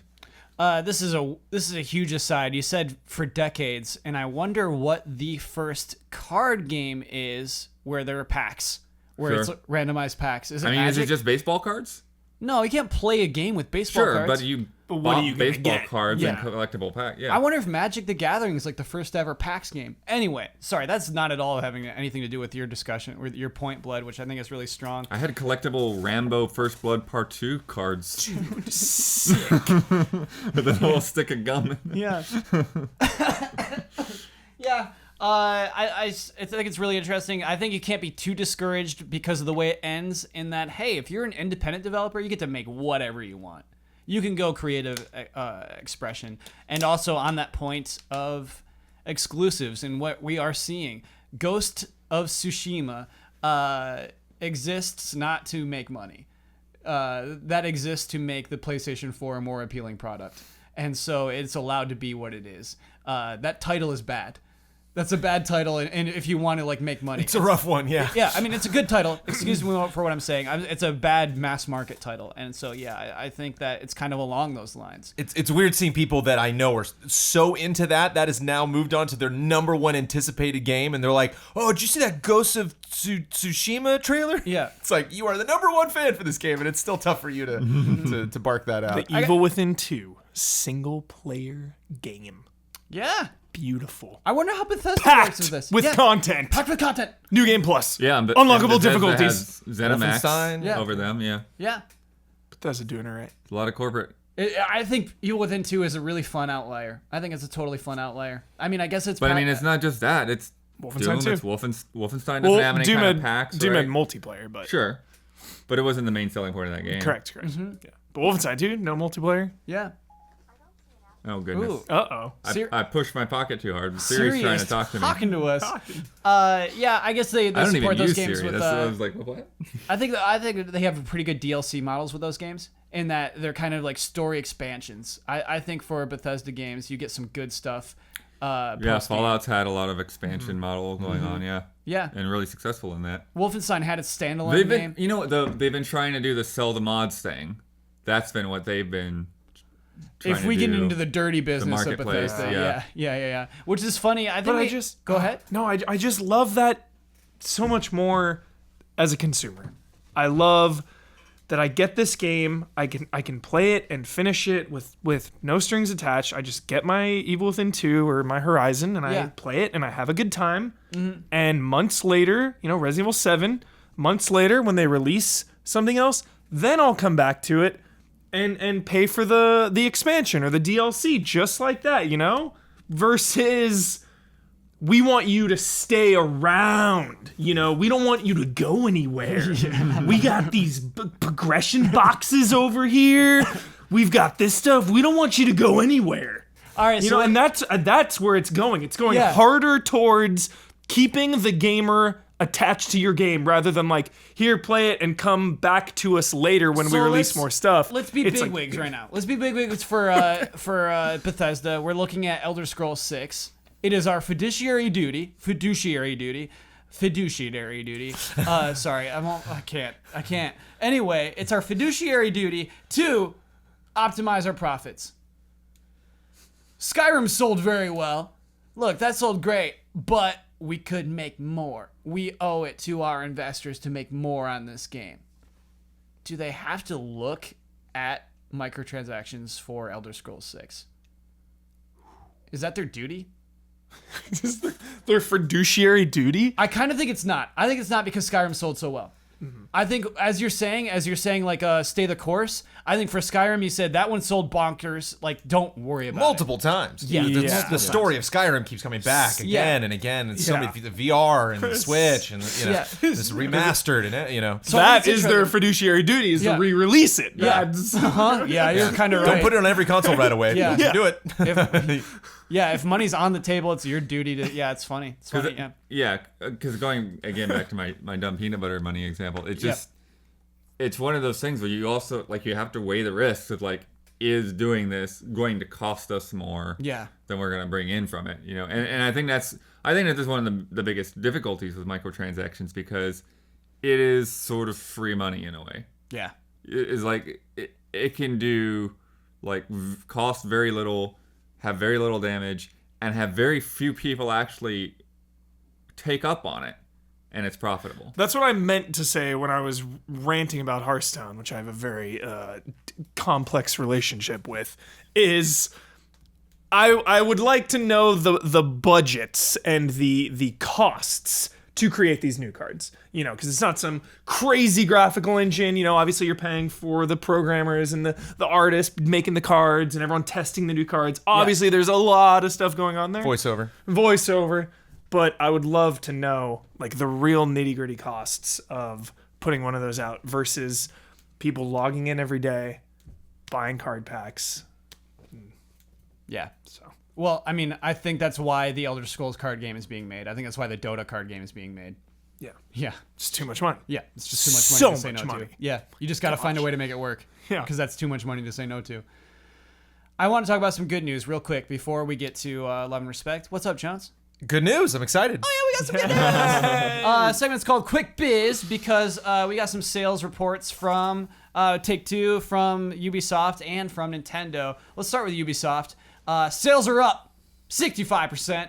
I'm gonna skip through most of these things, but it's there's cool. a long list of numbers on that one. Yeah. Oh yeah, Blood, you sent me that email this morning. Digital revenue is up 69.1%, and digital revenue is a huge chunk of the money that Ubisoft is making, and much more. What was it? They're making more money off microtransactions than they are straight up just selling games digitally. If you look at their digital sales, the majority of it is sales within those games than the actual money. Do they say specifically which games are the most successful in that regard? They didn't pick out, but because they said growth is driven by Mario plus Rabbids Kingdom Battle, Rainbow Six Siege, and Wildlands and For Honor. It's pretty clear that many of the 3 out of the 4 games have a lot of microtransactions. I'm going to say Rainbow Six Siege because that's an old game almost at this point, is making them a lot of money. Not really. Digitally. I mean, they're continually putting out updates. Yeah, and so I think that's a big revenue maker for them. But the fun thing to talk about, the fun thing that I want to pluck from that, is that Assassin's Creed Origins, as they reported, the sales are up 100%, which means that it has sold twice as many at this point as Assassin's Creed Syndicate did. Crazy. Yeah. It's because Syndicate came out after Syndicate. Unity. Yeah. That's exactly why. Well, this Everyone came out was after burned. Syndicate. Yeah, but people also had a year off. people had a Yeah. year. So yeah, it had been multiple years. They'd been burned by Unity, took a couple years off, and then now. Yeah. Oh, I love Syndicate. It's also it's a great setting. It's a gorgeous looking game. Regardless of what you end up finally thinking in the end, I think people are just, I'll put money on it. Climb some pyramids. What's so cool about sales up 100% is that this proves to people you don't have to put out the game every year. This did as well as 2 years worth of games, and that's that point. Nice. And that's really, really cool. I love that. That's good news. That's good news for Yes. Ubisoft. That's good news for video games. You could take a year off. You can do it, and it will pay off. I think also in just this insane, so many good games this year and so many different types of experiences to check out and stories to go through. When Origins launched, it wasn't like another Egypt game. I think it's very unique this year stylistically going into a world like that, whether it's open world or, you like action adventure, whatever draws you to it. I think it is a very unique experience that I think a lot of people were excited to check out. Yeah. And so that's cool. I'm happy about that one. I think that's cool. Will you play it, Kyle? I was actually, Huber, we had a bunch of copies here, and I was kind of bummed I didn't pick one up later on when I thought of the Explorer mode. Yeah, it's not out yet. Oh. That mode's not out yet? Yeah, Not out it's yet. DLC. Cool, It's okay, coming maybe later. anyway. If you're not familiar, podcast listener, there's a mode in this game where you're not even going through the story, you're just checking out pyramids. Yep. Yeah. The whole world's open, and remind- you go to places and they tell you about It them. reminds me of a thing Nintendo did back with, I think it was the original DS. Yeah. Where basically they gave them to tour guides and stuff in museums. I think maybe specifically in Japan. And yeah, so you would carry a DS around with you to the museum, and it would recognize when you were near certain displays and would have the information on the DS. Yeah. Awesome. But yeah, so this is that kind of thing. It's it's a guided tour. Go to these areas, you'll learn more about them. You'll have Egyptologists or whatever. Yeah. Just give me that. I don't care about your animus. I don't care about leveling up and getting loot. I just I want to be in a pyramid. So that's what I think. That's pretty cool. That is one thing that I thought was really funny because of all the things that this game is something that's we're making it different. We're gonna change up Assassin's Creed, and I'll tell you the one thing that got me off that boat immediately was to see that Animus loading screen and to sit through 30 seconds of stuff flying through the air, Matrix style, and all right, I'm just back in it. That is, because here's the thing, Blood, is they had a meeting.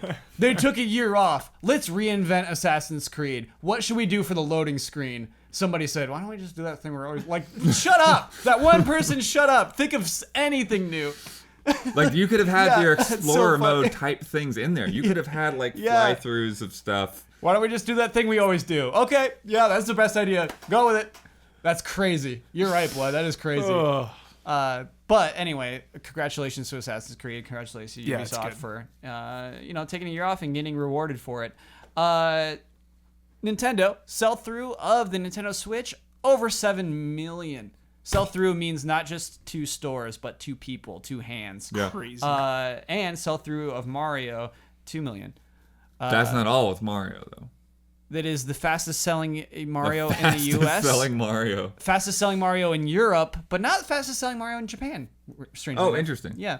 But anyway, yeah, just one of the best selling Mario games of all time. 2 mil already. Switch selling like crazy. I don't think I was ready to say that at the beginning of this year. At the beginning of this year, we didn't even have that Switch it's really nuts announcement. because I think they brought up stream. new Super Mario Brothers Wii was the last one. Like the previous record setter. Oh, yeah. And- In the US, right. And at that time, the Wii had sold crazy numbers Yeah. already. Like, that didn't come out early in the Wii's life. Right. That came out after both Galaxies, right? Yes. New Super Mario Yeah, Brothers. so there was yeah. a gigantic install base. Yeah. And this sold faster than that. Yeah. It sold faster than that. And yeah, Blood, what's cool about that is that Nintendo kind of was very open about the fact that New Super Mario Bros. Wii sold more than Galaxies 1 and 2. And it kind of seemed like that would just be the direction forever. And that is when my hope for a Mario game with a right analog stick died. And so to see this return and to see it rewarded, we talked about our dreams on the last podcast. I wanted to see them rewarded for trying a Mario game like this, and it's just immediate. Cappy. Yeah. Throw that cap. So what I want to talk to the panel though is do you think we'll see a simpler Mario game? I don't think this is the last Mario game we'll see on the Switch. No, but we will see a filler spin-off Mario game next. Okay. It'll be like a new Super Mario type. So it'll be 2D. I think so. Okay. I think we could. Throwing it out there. Do you think it'll I sell don't think better we than this game? necessarily will, but I think that we could. I think it's also equally as likely that whatever the levels would be like, they will get bundled into a Mario Maker. What? Like it would be a more robust version of Mario Maker that like has. If there is a 2D Mario, it's going to Yeah. be a Mario Maker. I get what you mean. Yeah, that'd be fun. I think Because that sold pretty crazy well, especially Yeah. for the Wii U. Oh, That's the yeah. Mario game Toward you the make on end of the Switch, Wii yeah. U's life. Yeah. Yeah. I think a co-op focus too, like 3D World. Sure. You go back to that. Not like a 3D World 2, like a full but like a new Super Mario Bros. With 4 players. Yeah, yeah. So Oh yeah. Yeah, Jones, that's cool. I mean, did you ever think the Switch would sell this well? I didn't right away. I thought we were just talked about Assassin's Creed and bad vibes from one Assassin's Creed carrying over to the next game in the Yeah. series, and I thought there would just be enough trepidation. I saw a lot of people. What I'm curious about are seeing a lot of people on social media that said that they were going to wait for Mario if they actually did. Yeah. If this was it, if this was their finally, and I am seeing some people now that are saying, okay, I'm in. What's the game? And it's like, where do we start? There's so many. Yeah. There's so many great, Neo Geo games. There's so many great Stardew Valley, Oxenfree. A lot of these games that you might not have played on PC or on consoles when they first came out that are just so perfect on the go. And of course, these humongous games. Bethesda, Doom looks great. I just saw it today for the first time. Yeah. And it looks way better than I thought it was going to perform. So surprises all around with that Switch. I mean, just across the board, sales of the fact that more people bought Zelda than bought Switches. It's crazy. It's just one. Yeah. It's one amazing headline after another. Yeah, we talk about it now. There are more Switches out there than there are Zeldas. We're finally more Switches, which is nice. But yeah, it's cool. It's really cool to see it be that successful. It's really cool for a 3D Mario game about exploring Yeah. to be successful. It makes me happy. And I realize that people like Mario for platforming, and I think there will be a game that makes them happier too. I think there's going to be room for it all. Mario's a contender for strategy game of 2017. What is this year? Oh, you mean plus Rabbids? Yeah. Yeah. Huh? wait, people are mad at Odyssey for not having good platforming. Yeah. This is a thing. Yeah, that's a thing. That's a criticism. What?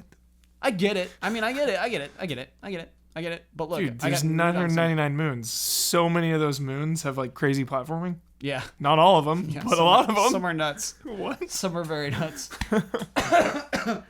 Yeah, you know what? That's it for Quick Biz. Take-Two made a lot of money digitally as well. Grand Theft Auto 5 sells like bonkers and makes a lot of money For sure. online still. Setting the tone for robust online communities. Yeah, that is, I mean, if you want to, that's it. get that one. Yeah. Get Minecraft or get that one. I wonder if they're expecting the same hit, because I think Lamborghinis and jets and yachts and helicopters and the fast money and the whole criminal lifestyle, I think is more attractive, and ultimately I think will sell bigger than Cowboys. And so I wonder if they're really expecting Red Dead 2 to sell as much, for that community to be as big and dedicated and just frothing at the bit for every little tiny announcement, or they're okay with Red Dead kind of being more focused and people that were really fans of the first game coming back and not necessarily having this broad audience. People just kind of playing the Red Dead 2 campaign and a little bit of online and then go right back to GTA 5. I wonder. Yeah. I wonder what their expectations are there. Yeah, I think there's something more universally appealing about just driving in cars and causing chaos. But we haven't even seen Red Dead's multiplayer, dude. It could be insane. We have not. How could it be insane? Could. What could be more insane than GTA 5 though? I'm not Rockstar Genius. I don't know. They're gonna shake it up. They're gonna do something crazy. Like, think about like how far video games have come even since like GTA 5 first came out. Like, online came out and it was kind of botched. There weren't even heists. Like, the games online now, everyone chasing that. It's gonna be crazy. Yeah. I'll They throw an can idea do out there. anything. Okay. Don't I'll throw something out there. Well, One of my favorite things when we first started GTA Online is you can set a bounty on somebody, and they will appear as a red dot on the minimap. And sometimes people just troll people. I got tons of money in this game, and so I'll I got money to burn, so I'll drop 10 grand or something on everybody go kill this one person. And so I didn't really take those seriously because I wasn't sure like why that person got in trouble. Should I really go out? Is this the bad guy here, or is this just person being picked on by somebody else? Both are kind of funny. I mean, both would be interesting, to have a target there. But then you see people playing the role of a police officer. You have this infamous guy who actually puts people in jail and goes through the motions of being a cop, constantly the good guy. Be really interesting if they're building this new environment from a ground up, if you really set that as a more permanent role, if you actually have bad guys versus good guys. And so you have all the modes that we're playing, all the different mini games and stuff like that, races on horseback and stuff that we can do. But on top of that, always is this kind of good guy, bad guy back and forth going, where we might finish the race and be back in the world, and that reminds me, I want to kill you because I get points because you're just labeled as a bad guy. Okay. If they take that morality play that was in Red Dead Redemption versus whether you were going against the law or with it, and you add that into like a Destiny 2 social space, but you take that even further, so you can be like a saloon owner, and depending on how you do, you can like level up your saloon, but then the sheriff has to like defend your saloon from the outlaws that can come in and like rob the banks. Yeah, all right. You can get crazy. You kind of sold me. Right now I was thinking there's no way that game makes as much money as GTA 5. I don't think it ever will, but I think it could compete. I think it could make a ton of money. I think you're right. There's also going to be gambling, I'm sure, like poker and stuff. That's millions on the table. Well, careful now. No, what do you mean? I think it's actually incredibly important for none of your microtransactions, nothing to actually like implement. So what if you can buy money and you can use said money? They can't. Okay. You legally you cannot do that. There has to be a way. No, because poker's such a big part of Red Dead and the old play West. Poker, you can't spend money on poker chips. Then there can't be microtransactions, because there has to be, GTA is built on shark cards. It is the currency used, and that is where all the money goes. Right. What? And it's the same money you get for doing missions, the same money you can, it's interesting, Huber. I wonder. I think they're going to cut it out. I bet poker will be its own online mode with its own, chips do not transfer into, because, that's... Yeah. Is there a loophole where you can buy you can buy tokens? Even if there's a loophole, money? the legal system would just come down so hard. Come on, man. Yeah. Too risky. Yeah. Too risky. It is now time for Love and Respect.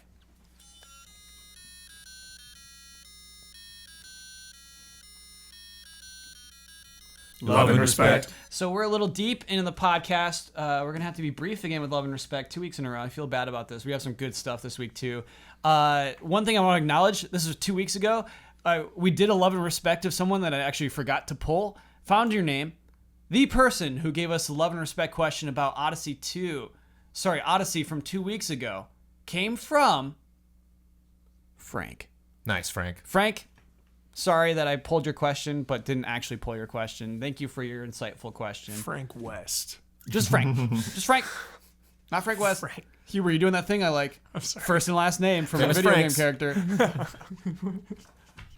I was doing that on my own, too. It was Charlie Cutter. Charlie I Cutter. was saying that on a stream. It was From Uncharted 3? Yeah. Yes, Yeah, dude, yeah. I love Cutter. Charlie Cutter. Cutter, dude, the claustrophobic scene. Yeah. So awesome. Dang, we got a really fun game. We'll do that next time. I'm going to try to, that's because that game is very fun. Were Here you we go. playing Uncharted 3? Sorry? Were you playing Uncharted 3? No, I got the Cutter ability in Kirby. Okay. So you got Charlie Cutter. Charlie Cutter. Hey allies, this past weekend a giant AAA shooter came out, Call of Duty World War II. Last month another AAA shooter released, Destiny 2. Later this month we will get Battlefront 2. With all these games, while all these games are undoubtedly popular, and we'll have very healthy online communities. Robust is the word we use for those now. Ongoing robust. Oh my gosh. It got me thinking about something. None of them will have any chance of being as big as Halo 2 was in 2004. I'm not just talking about sales numbers, although Halo 2 reportedly made over 125 million and sold 2.38 million units on opening day. It's like laughing at Mario sales, right?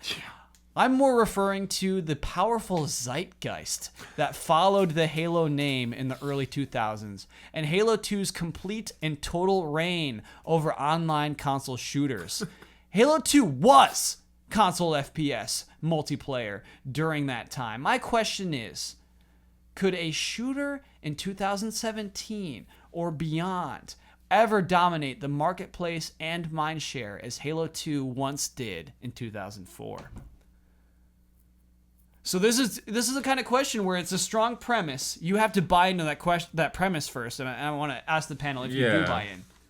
I mean, number one, Halo 2 almost literally was like that. There wasn't an Yeah, option. what else exactly? And That's what I was I'm trying to think about what else might have been out around the same time, but for online multiplayer. Oh, Yeah. Halo 2? Sure. It actually, I think it overlapped with Metroid Prime 2. I think those came around but that the wasn't same time. online. I was trying to think of like Yeah. something like SOCOM. But the thing with Halo 2 was there was definitely a perfect storm of anticipation because the Xbox launched with Halo, and everyone like that became the system seller here because it was like you played with a bunch of friends at a house that had land up their systems, and you're like, I want to get in on this. I'll add 4 more players. I'll buy an Xbox and like we'll string cables out the windows because there wasn't Wi-Fi yet, you know. And yeah, like you did all of that in Halo, and it's like, and it's gonna be online. We can do this without like everyone bringing all this piles and piles of like controllers and consoles and everything. And then little did we know that like Halo going online killed much of that moment, like those events, those parties, like they just LAN stopped parties. happening. Yeah, I Love love LAN those. parties. Once you could just sit at home and have the excuse of just sitting at home and all of that. I'm sorry, I have to interrupt real quick. That came from Andrew Blank, whose Oh, name was printed yeah. on a separate page. That took me a second to recover. But So you're saying, Blood, nothing will be as far above all the others ever again. Halo 2 was special because it was this online game. Halo 1 was special because it stood above other first-person shooters at the time in terms of not just its capability of being a multiplayer game, but its accessibility. sure, but at the same time, though, the premise of will anything be as big and have the mind share, and I'm like, I'm pretty sure Call of Duty still does. That's kind of where I'm kind of There with are you lots there. of other options, but Yeah. Call of Duty, like even if among like the hardcore enthusiasts that are online talking about games every day, you know, it can be seen as a black sheep or divisive or whatever by certain people. The general public, Call of Duty is Eats it up. Yeah, Like buy a Call of Duty every year, no matter what. They don't even look at the reviews. I do wonder that. I wonder if we just stayed in high school. You know what I mean? If we didn't age and we were 18 for the rest of our lives, if Call of Duty would be a bigger deal than Halo 2 was when we were 18. You know what I mean? I wonder. I do wonder if zeitgeist is part of your age. But at the same time, I think if we had a podcast, if we were doing the Easy Allies podcast at the time that Halo 2 is coming out, I think we're nuts about it. I think we're nuts about it.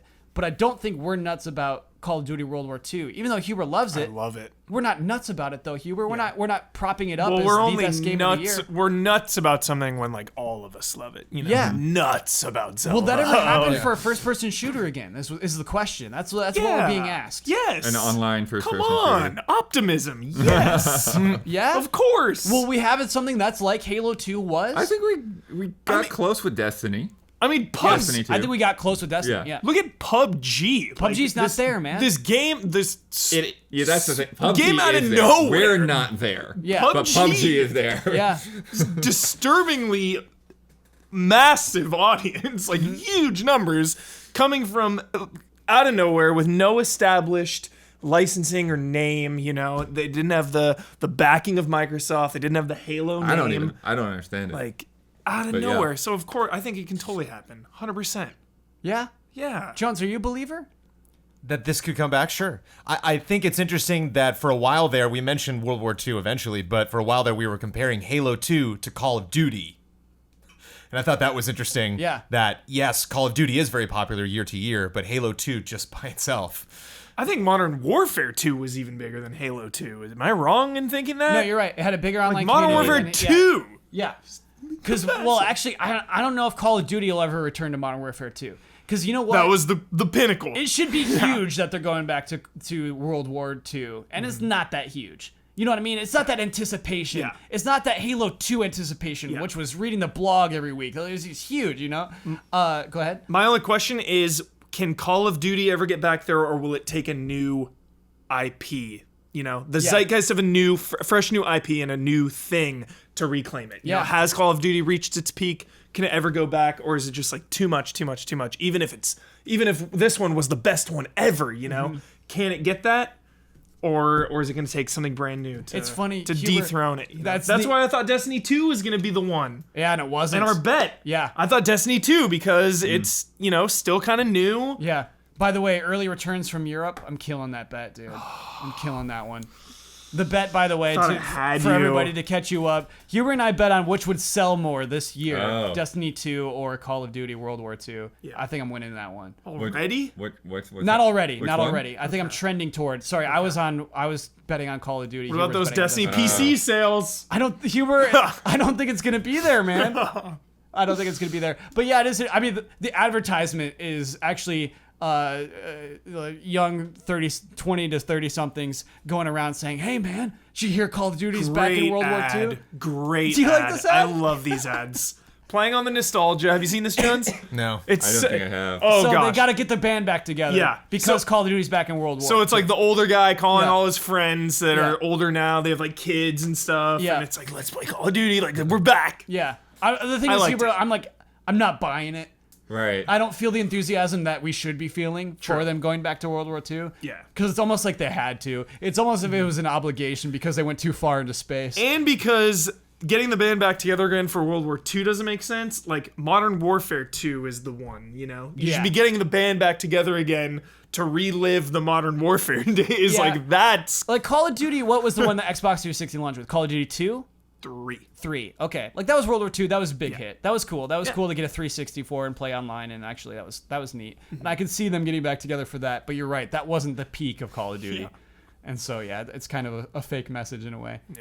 Yeah. First time they didn't use a soldier in all of us in a long time. There's a soldier in all of us. It's really good. Call of Duty's really good this year. Yeah. It's really good. Yeah. So, I mean, But for some reason, there's black and white Atari games. what? Yeah, there are. There's black and white Atari games? What are Yeah. you all talking about? In there's- headquarters, there's black and white like Pitfall and stuff. The headquarters, it's like a Destiny thing, robust online communities. There's like Activision 48 people. honoring its own legacy? Yeah, and you have to use your points to Wait, buy those. Are they Activision games or Atari games? they're So Activision games published games that were yeah. on Atari. Yeah. I like it, Blood. I know it's anachronistic, but It's completely weird. anytime Activision actually like treats itself like it has a legacy, I'm okay with You it. know what they also put those in was in one of the Marvel Ultimate Alliance. They had those. Really? Yeah. That's cute. It's cute. I like it. You know what I mean? I just, Activision actually has a ton of IP. It has a lot of titles that they could be, obviously they don't have a ton of Turok. value. Do they still have Turok? No, that was a No. claim. That was a claim. That was a claim. Disney had Turok. But to bring it back, Truck is do you Marvel, guys think that an established IP now No, I think you're can right. reach those heights, or will it take something brand new? I think what Jones touched on is it's that first game and then the sequel. Yeah. That that it was Halo 2. Yeah. Dual wielding. You get a But sword I in this don't one. think. Halo 2 guns, I Yeah. remember, was like everywhere. Yeah. But it wasn't that simple with Call of Duty though. Like, Modern Warfare. it was Modern 2, Warfare. yeah. You know? But like Modern Warfare was like really where Call of Duty hit it. Yeah. You know, and, like there was a build up. There were like cameos on The Office and stuff like that. Oh yeah. The new Office. Beginning of season 3. Jim Halpert's been transferred. Yeah. He's with Ed Helms and Rashida Jones now. And it's actually, that was a funny bit. That was like well integrated. They all play Call of Duty and he's so frustrated. Jim can't play Call of Duty and they all make fun of him because he can't play Call of Duty in that office. Thank you, Blood. What a fun memory. Totally irrelevant to this conversation, but I appreciated that. That's how big Call of Duty was. Yeah. But even then, like that was before it, like really skyrocketed Yeah. to be like outselling all other forms of media and everything else. Yeah. Yeah. Because on PC growing up, I had Medal of Honor and Call of Duty, but Medal of Honor was like my prime, you know? Yeah. It's like, oh, Allied Assault. Oh, Call of Duty, like, sure, I'll get that too, but Medal of Yeah. Honor was the one. Reboots are good. I like Medal of Honor tried that reboot, didn't succeed, but I almost think like yeah. So sorry. Let's all quickly recap the answer to this question, which is I think it's always foolish to say that will never happen. Yeah, again. never count. We'll never anybody have out. that. You know, we'll never have anyone like him again. We'll never see a performer like that again. It's like, well, there it is. Keep your eyes peeled. You know what taught me that? Naruto. Gotta pass on what you learn to the next generation. The next generation always overtakes Yes. the old generation. Yeah. They always surpass them. Bonds. All about it. Naruto teaches life lessons. Blood, that's correct, right? Naruto is the right answer to this question. Yeah. Yeah. Naruto. Never count us out. The new generation. Yeah. We're gonna make something good. Yeah. Make something that beats Halo 2. But on top of that, Halo 2 is special. You It know, is. and we like the question said, it's not strictly sales. It's talking about zeitgeist, and Yeah. Halo 2 had a thing Yeah. that I doubt the Halo franchise will recover. I doubt Call of Duty will recover what it had with Modern Warfare 2, but you know they'll still find success as they move forward. Cool question. Great I like question. that one. Let's do bets. Let's wrap that up. Let's talk about next week. I ripped mine up. I know. In a moment of frustration, this was Housemarque is when you ripped that I up. know. Star Wars Battlefront 2 releases Tuesday, November 14th. At this point next week, how many words will be in the Wikipedia entry for the game's protagonist, Eden Versio? Jones. 900 words. Oh, and I have to make it clear, we did not allow research. We cannot allow somebody to look up how many words are in it right now. Right. Daniel Bloodworth. I'm gonna go 751. Okay. We lose. Michael Huber. 864. You Jones- lose just because you're so close, you Jones think? has the high. Oh, I have the high. 2,114. Okay, so we have the low. I thought you were Yeah. gonna go low. Low Yeah, down. Perfect. You do have the low. I think that's gonna be a long entry. No, I'm second guessing that. Let me lock that in. Depends how long the Now I really campaign want to is. look it up now. Yeah, where it is at right now. It's fun. There is a book though. There's a book about her, right? Yes. There is. Yeah, there's probably a lot of lore about Eden already. Oh, there's a book. Yeah, that's probably so long already. The Yeah. book? Yeah, It's a whole novel. but it's yeah. I don't know. Who knows? Who knows how long you? I don't know. What kind of Wikipedia entry to get? It's like here's well, what can you say about Eden? Anyway, last week's bet was about Call of Duty World War II, which released on a Friday last week on November 4th. We started an unranked match. We walked forward with the left analog stick. How long would we survive? Jones, you said 35. You said 35 seconds. Damiani said 17. Brad said 15. I said 31. The actual time, 1 minute 20 seconds. We survived for a long time on that battlefield. Caught out on there. a wall. Caught on a wall. Caught in a wall. nook, dude. Caught Not in just a wall. nook. We were Snug nook. we found a little corner of a barn for ourselves. Yeah. We hung out. I'm gonna go back to that barn and camp. That's what I'm gonna do. I'm going right to that spot. Jones, you had the high bet. You won that one. That brings our scores to Purple Platypi 19. Red Eagles 26. You need to catch up, Purple Platypi, if you want to win before this year ends. Yo, how fun is camping though in first-person shooters? It's my favorite thing. It's really fun. You know, that's why I like Battlefield. I know. That's You love sniping. Look, camper's delight. Yeah. Oh, sniping in Battlefield, dude. Setting up on a perch. Yeah. But knowing when to change camping positions is really like the meta. Yeah. Like you snipe, you get 3 kills, It's 2, time to 3 move. kills. Time to Little relocate. internal clock going on. It's Yeah. like, okay, they probably know where I am Yeah. now. Yeah. Time to go. Oh, and then you snipe them at looking around the spot you were just in. Yes. Oh, it's so fun. Camping. Underrated. Look, we know you don't like it. We know campers are not respected. We Not know you don't like respected. it, but it is so fun. You should try it. Because here's the thing. Camping is not optimized. You are not doing your fiduciary duty Oh my. if you are camping. You're not helping the team. You're not helping the team. No. You are getting the cheapest, dirtiest kills for Yep. yourself for your own gratification. At a very slow rate, Yeah. probably too. Let me tell you about patreon.com/easyallies. That is the Is URL. that your fiduciary duty to tell them Yeah. about? Oh yeah. It is. Oh, yeah. I'm doing my fiduciary At long duty right last, now. we Yeah. get there. Jones, do you prefer I start the podcast with this stuff? No, I just look forward to this moment. Oh, for the okay, whole yeah. podcast. Excuse me. Jones, you do it. You do it. Oh, sure. I've overtalked. I thought it was funny. Your goal last week was to not be sick. Yeah. And you were way more sick this week. Yeah, man. Me Yeah. too. I got more Oh, sick man. as time went on. On behalf of Kyle Bossman and, of course, the rest of the allies, you go to patreon.com/easyallies. That is how we are primarily financially supported here. It's how we do what we do. And there's all sorts of fun goals. The most accessible goal, I think, in regards to this podcast is your $5 and above goal, where you can get the podcast early and submit questions for Love and Respect every week. We may only get to one of those in that week. We, of course, appreciate not only all of the wonderful conversations that happen, but a lot of times topics are addressed that we don't have time to get to, or topics are brought up that we wouldn't have necessarily thought about, or conversations that we wouldn't have started ourselves. And so it's always wonderful to not only get to those things, but get to those things on behalf of our wonderful community at patreon.com/easyallies. I invite you to go check it out, even if you're not interested in financially supporting us, because there's lots of fun posts that we do on top of the stuff that we release. So if you like some videos that we do, it's always fun to get the Patreon post on top of that. Check it Great. out. Yeah, Jones, you nailed it. Excuse me. Oh, I'm falling apart right here at the end line, finish line. Hubert, how did you do on your goal this week? What's your goal? Remind me your goal. It was to celebrate October. I don't think we pulled it off. Kind of. We talked about Evil Within. We talked about Mario. Didn't Kyle bring up Evil Within? We talked about Call of Duty, You World did, War actually. II. Okay. We talked about some of the games, so I'm gonna say it was a Partially no celebrated. decision there. Yeah. No decision.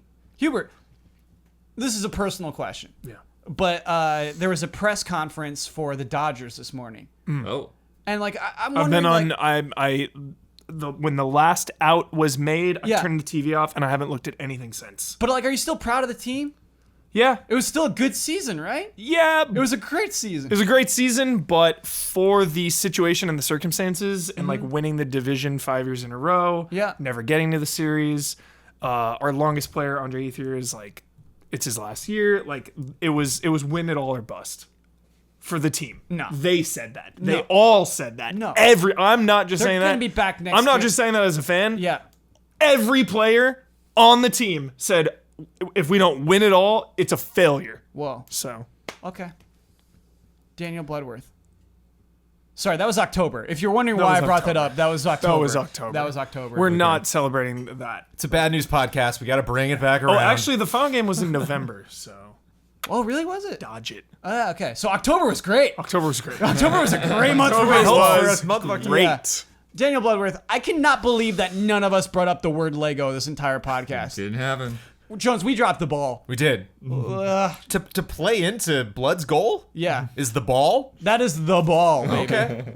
Like, think of the disappointment. I'd be, as a listener, I'd be disappointed that nobody said Lego my ego after I said Lego. Like, I let everybody down. I'll be honest. I was gonna set something up with Stranger Things because Elle likes Legos. Egos. No, she likes Egos. We went through this. Egos. Egos. Eggo waffle. What did I say? You said Legos. Oh, Egos. Both times. Sorry. Egos. Egos. Wow. That's a tease for an upcoming episode of Tabletop Escapades. And I do want to reprise the airplane goal, but we started so late. I'm like, there's not gonna be airplanes tonight. What? Yeah. Oh, the plane goal. Yeah, the King Kong thing. Yeah. But keep setting us up. Brandon Jones, how'd you do on your goal of writing down how many times you said I counted 4. I think I missed the first statement that I made, so I might have slipped 1 or 2 in there. 4 in one podcast is very good. That's really good. That's Jones. very good. I'm proud. I notice, I listen to people speak. You can tell people who don't say You can tell who they are. I don't know if I want to be them necessarily. Like newscasters, like CNN professionals. Yeah, but there are even newscasters who say and I like that too. I like it's sort of. It's like, oh no, it adds to your flow of conversation in ways that I think if you're not saying you start saying things that are you're just spitting out words. True. And sometimes you're just saying dumb things, you're repeating things that you already said. You're repeating things in a way that allow you to keep thinking. So when you repeat things, it allows you to never say and it's just like, shut up for a second. Just take a breath. Just take a breath. Just say It's okay, just think. I cheated on my goal this week. If you were paying attention, I laced in some Sugar Ray lyrics throughout this entire podcast. Whoa. Yeah, Sugar Ray fans will pick up. You're gonna have to listen again. Yeah, you'll pick up on the lyrics that I hit in this podcast. What is that? Cerebral? What is it? Cerebral bore? Subliminal messaging. Subliminal. Yeah, I was doing it's late. I'm sorry. I was doing some Sugar Ray subliminal messaging. Cerebral bore. Out of nowhere. I was cerebral boring the audience. Brandon Jones, because you won the bet, you get the right and responsibility to share your Twitter handle with the world. You get to promote any Easy Allies video you would like to promote. You get the final word on anything you want to reiterate that you disagree with or simply just a thought you're having right now. And you get to sign off with your trademark sign off. You can follow me at Trailer Jones.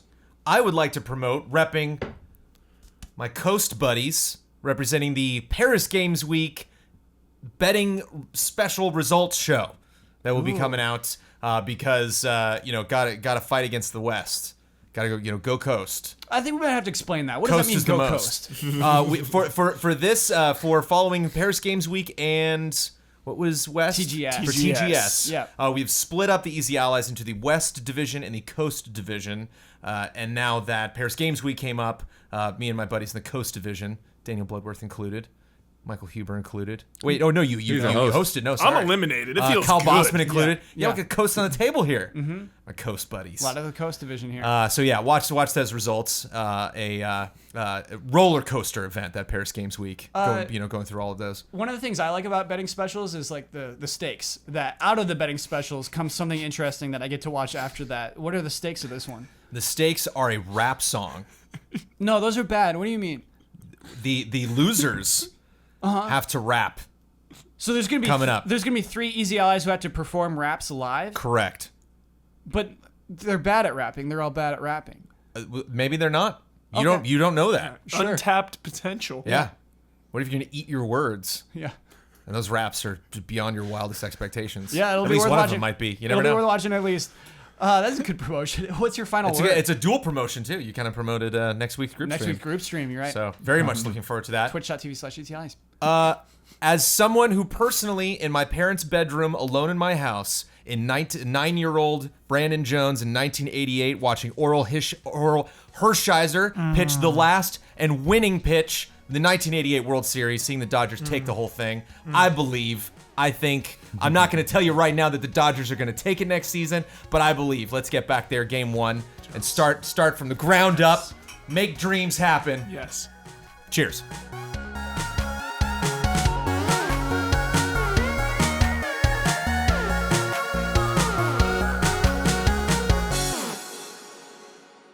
I am enjoying these microtransactions. All right, Huber's going to be pushing forward with the left analog stick and nothing else. Okay. We're going to see how long it takes him to die. I'm gonna start the timer right when you start moving, dude. I like this map. Huber likes the map.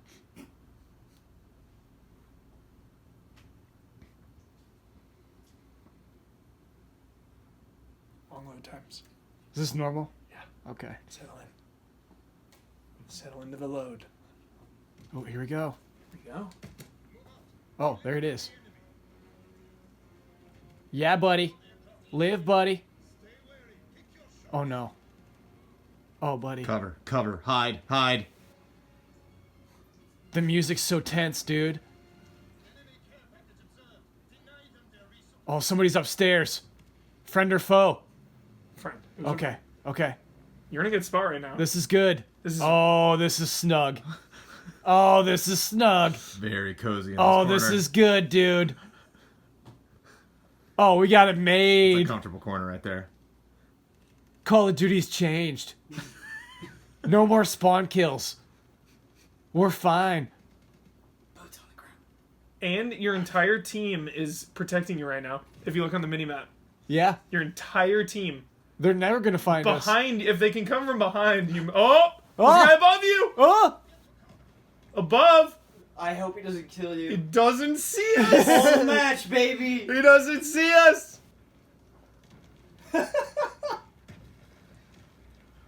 Oh, this Oh is man, good. over a minute. We are snug. We're snug. What is? guy above What's the us. red dot? Is that a guy? That's Yeah. yep. There's Okay. it looks like above us, shooting out of a window. Yeah. Doesn't see us. Oh! Down. Stop!